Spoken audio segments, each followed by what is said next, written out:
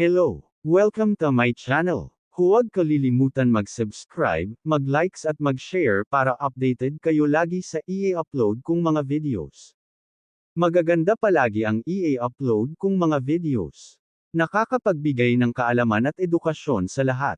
Marami kayong matututunan dito. Don't miss it. Ang pag-uusapan natin ngayon ay tungkol sa kasong dinesisyonan ng Korte Suprema tungkol sa kaso ni People vs. ABC, bago lang na desisyon ng Supreme Court. Nagtatakda ang Korte Suprema ng mga alituntunin sa wastong pagtatalaga ng krimen. Kapag naruroon ang mga elemento ng parehong batas na panggagahasa at kwalipikadong panggagahasa, ang Korte ay tiyak na nagpasya na ang terminong kwalipikado ayon sa batas na panggagahasa ay hindi naaayon sa mga pangunahing tuntunin ng batas kriminal sa pagtukoy at pagtrato sa uri ng mga krimen, at naaayon ay nagtatakda ng mga patnubay sa tamang pagtatalaga ng pagkakasala kapag ang mga elemento ng parehong ayon sa batas na panggagahasa at naruroon ang kwalipikadong panggagahasa. Sa isang desisyon na isinulat ni Associate Justice Mario Lopez, tinanggihan ng Supreme Court en banc ang apela ng ABC 260708 na hinahamon ang kanyang conviction para sa qualified statutory rape. Ang Korte, gayunpaman, ay binago ang wastong pagtatalaga ng mga krimen na ABC 260708 ay napatunayang nagkasala ng kwalipikadong panggagahasa ng isang menor de edad at sexual na pag-atake, na naaayon sa mga sumusunod na alituntunin. Isa, ang krimen ay dapat tukuyin bilang kwalipikadong panggagahasa ng isang menor de edad at hindi kwalipikadong panggagahasa ayon sa batas kung ang alinman sa mga espesyal na nagpapalubha na pangyayari ay naruroon, ibig sabihin, kambal na pangyayari ng minorya at relasyon, o ang edad ng biktima na wala pang 7 taong gulang, o ang kaalaman ng akusado sa kapansanan sa pag-iisip ng biktima sa oras ng paggawa ng panggagahasa.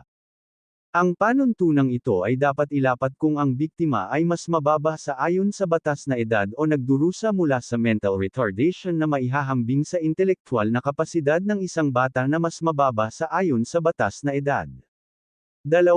Ang krimen ay dapat tukuyin bilang kwalipikadong pangre-rape ng isang menor de edad at hindi kwalipikadong panggagahasa ayon sa batas kung ang krimen ay dinaluhan ng 2 o higit pang espesyal na qualifying na nagpapalubha ng mga pangyayari, ibig sabihin, kambal na pangyayari ng minorya at relasyon, o ang edad ng biktima na mas mababa sa 7 taong gulang, o ang kaalaman ng akusado sa kapansanan sa pag-iisip ng biktima sa oras ng paggawa ng panggagahasa.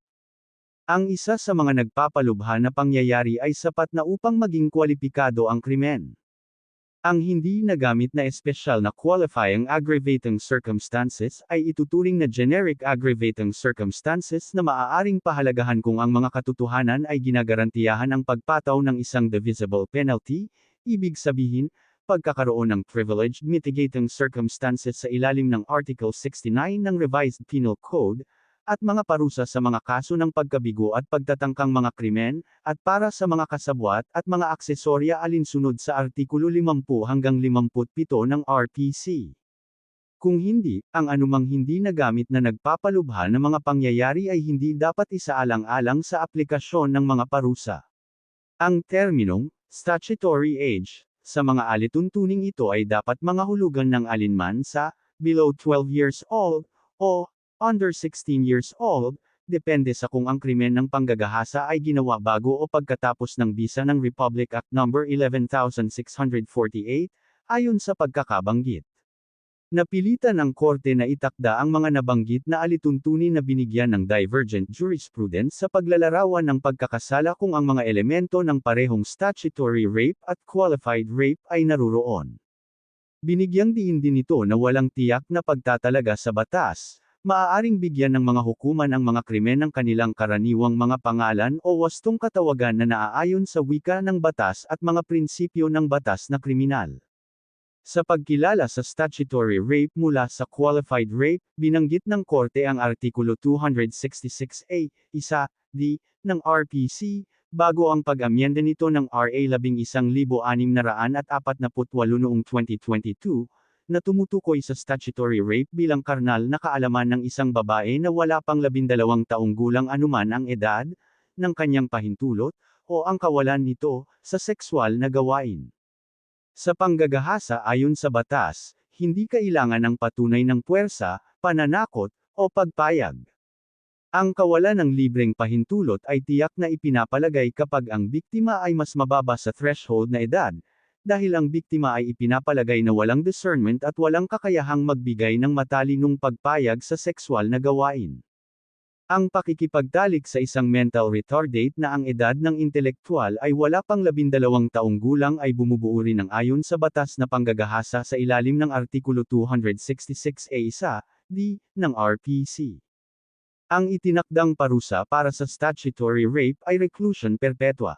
Sa kaibahan, ang kwalipikadong panggagahasa ay sexual na kongreso laban sa kalooban ng babaeng dinaluhan sa alinman sa mga nagpapalubha at, o kwalipikadong pangyayari na binanggit sa RA 7659 na nagpapataw ng parusang kamatayan sa ilang mga krimen, at RA 8353 o ang Anti-Rape Law. Ang nagpapalubha at, o kwalipikadong mga pangyayaring ito ay nakaangkla sa relasyon, moral na pagtaas, o impluwensya sa pagitan ng mga partido, pang-aabuso ng awtoridad sa bahagi ng akusado, kahihiyan sa paggawa ng pagkakasala, mga personal na kalagayan at kondisyon ng biktima, at karagdagang o mga resultang bunga ng krimen. Ito ay mga espesyal na kwalipikadong pangyayari na nagpapabago sa uri ng krimen ng panggagahasa at ginagarantiyahan ang pagtaas ng hindi maipapataw na parusa. Ang itinakdang parusa para sa kwalipikadong panggagahasa ay ang parusang kamatayan. Sa pagrepaso sa umiiral na jurisprudence, binanggit ng korte na sa mga kaso ng panggagahasa, ang korte ay patuloy na tinutukoy at, o pinagtibay ang pangalan ng krimen bilang kwalipikadong panggagahasa kapag ang mga espesyal na pangyayari sa RA 7659 at, o RA 8353 ay dumalo sa paggawa ng pagkakasala na nagbibigay garantiya sa pagpapataw ng parusang kamatayan, tulad ng minorya at relasyon.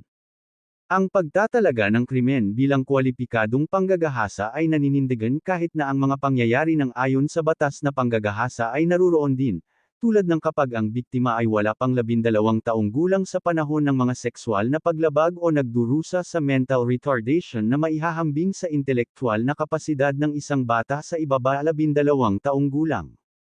Gayunpaman, simula noong 2014, isang serye ng mga kaso ang nabuo ang terminong qualified statutory rape, pagkatapos talakayin ang mga elemento ng statutory rape at qualified rape nang walang karagdagang paliwanag. Ang mga kasong ito ay lumihis mula sa mga nakaraang desisyon ng korte na ang pagtatalaga ng krimen bilang kwalipikadong panggagahasa ay naninindigan kahit na ang mga kalagayan ng ayon sa batas na panggagahasa ay naruroon. Upang pagtugmain ang magkasalungat na batas ng kaso, hinangad ng korte na lutasin kung ang terminong qualified statutory rape ay naaayon sa mga pangunahing tuntunin ng batas kriminal sa pagtukoy at pagtrato sa kalikasan ng mga krimen. Kaya nagpatuloy ang korte upang talakayin ang kalikasan, mga klasifikasyon, at mga epekto ng nagpapalubha na mga pangyayari, kabilang ang kanilang wastong pagpapahalaga sa mga krimen ng ayon sa batas na panggagahasa at kwalipikadong panggagahasa. Ang mga nagpapalubha na pangyayari, na kumakatawan sa isang mas malaking antas ng malisya sa bahagi ng nagkasala at kasamaan sa paggawa ng isang krimen, ay nagpapataas ng parusa at nagbibigay katwiran sa isang gawad ng kapuri-puri o pagwawasto ng mga pinsala.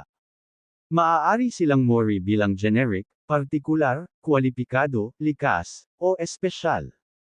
Ang isang pangkalahatang nagpapalubha na pangyayari ay nalalapat sa lahat ng mga krimen at pinapataas ang parusa para sa krimen hanggang sa pinakamataas na panahon ng itinakdang parusa.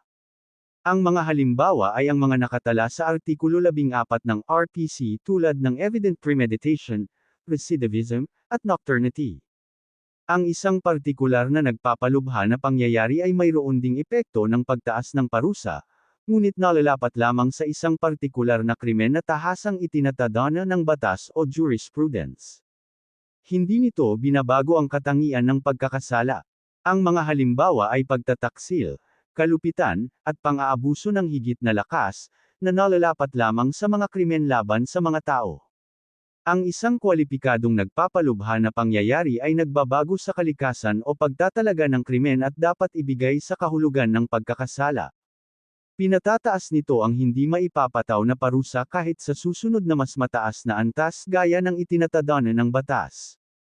Ang mga halimbawa ay ang mga pangyayari sa Artikulo 248 ng RPC na itinataas ang homicide sa pagpatay, gayon din ang mga pangyayari sa kwalipikadong pagnanakaw at kwalipikadong pang-aakit.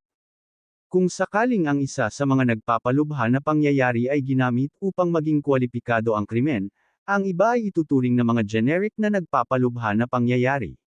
Upang ilarawan, kung saan ang pagtataksil ay pinahahalagahan na upang maging kwalipikado ang krimen bilang pagpatay, ang pagkakaroon ng maliwanag na paghuhusga ay dapat isaalang-alang lamang bilang isang generic na nagpapalubha na pangyayari.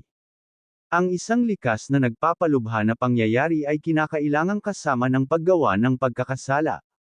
Ito ay isang elemento ng krimen at hindi na isinasaalang-alang sa pagpapasya ng parusa.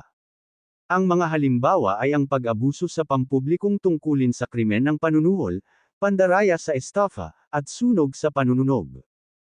Isang espesyal na nagpapalubha na pangyayari ay lumitaw sa ilalim ng mga espesyal na kondisyon upang taasan ang parusa para sa pagkakasala.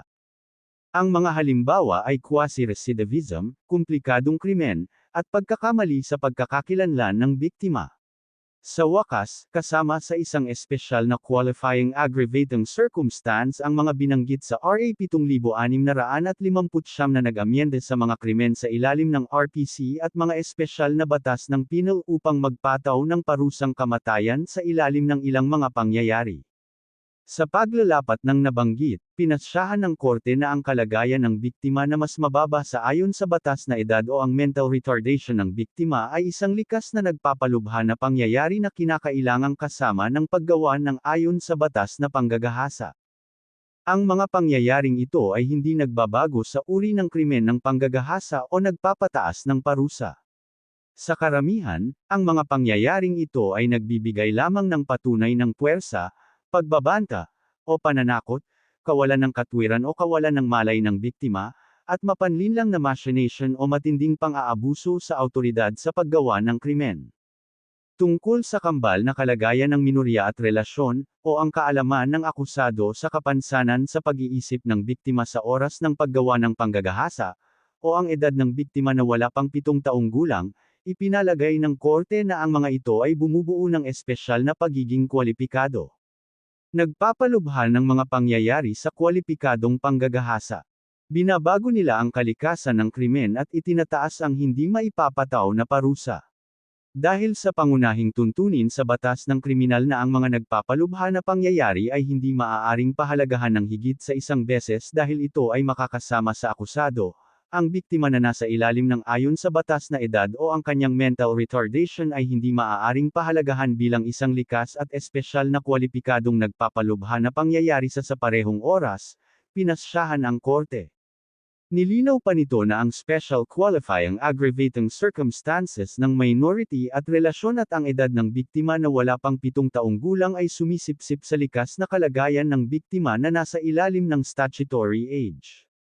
Katulad nito, ang espesyal na kwalipikadong nagpapalubha na pangyayari ng kaalaman ng akusado sa kapansanan sa pag-iisip ng biktima sa oras ng paggawa ng panggagahasa ay sumisipsip ng likas na kalagayan ng mental retardation ng biktima na maihahambing sa intelektual na kapasidad ng isang bata na wala pa sa edad ayon sa batas. Kaya, ang tamang pagtatalaga ng krimen ay dapat na kwalipikadong panggagahasa ng isang menor de edad at hindi kwalipikadong panggagahasa ayon sa batas, pagtatapos ng korte, na nagpapatibay sa mga naunang desisyon nito na ang pagkakaroon ng mga espesyal na kwalipikadong pangyayari sa ilalim ng Artikulo 266B ng RPC ay nagpapataas ng krimen ng ayon sa batas na panggagahasa hanggang sa kwalipikadong panggagahasa.